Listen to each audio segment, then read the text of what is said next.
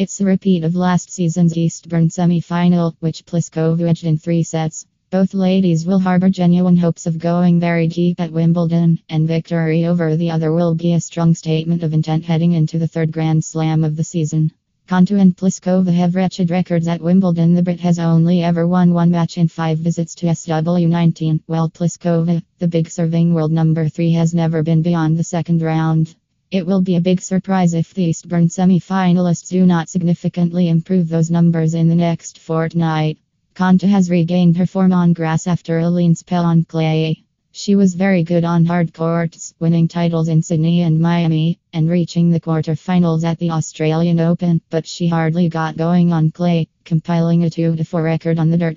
However, a switch to grass has ushered in better results, with the British number 1 reaching the final in Nottingham, her first career final on grass, and now, on the verge of her 2nd final in 3 weeks. In between, she was beaten by Coco Vandeweghe in the 2nd round in Birmingham. Konta has had a formidable week in rain at Eastbourne, opening with a dismissive 6-2, 6-2 victory over Sorana Cîrstea, before outlasting French Open champion Jelena Ostapenko in a tight 3-setter in the 2nd round. Just a few hours after defeating Ostapenko, Konta returned to take on the might of world number 1, Angelique Kerber, in the quarterfinals. The Brit raced out of the blocks, breaking twice for the 3-0 lead, and she wasn't losing the set from there, and she closed it out 6-3.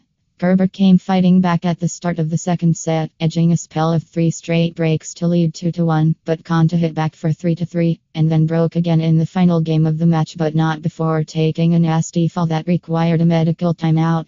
That happened on her 2nd match point, but she got back up to convert her 4th, sealing her spot in consecutive Eastbourne semi-final, where she will yet again play the big serving Pliskova. I played her in the semis last year and I have had many tough battles again against her, Konta said.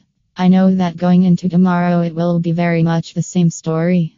I'm looking forward to the challenge and looking forward to playing against her. Like Konta, Pliskova had an excellent hardcourt season, winning her first event of the year in Brisbane, and adding the Doha title later in the year. Pliskova also reached a career-best quarter-final at the Australian Open, and made semi-finals at Indian Wells and Miami. She has generally been very consistent at the big tournaments this season, as she also defied a poor record and an uncertain form on clay to reach the semi-finals at Roland Garros, although she did get lucky with the draw.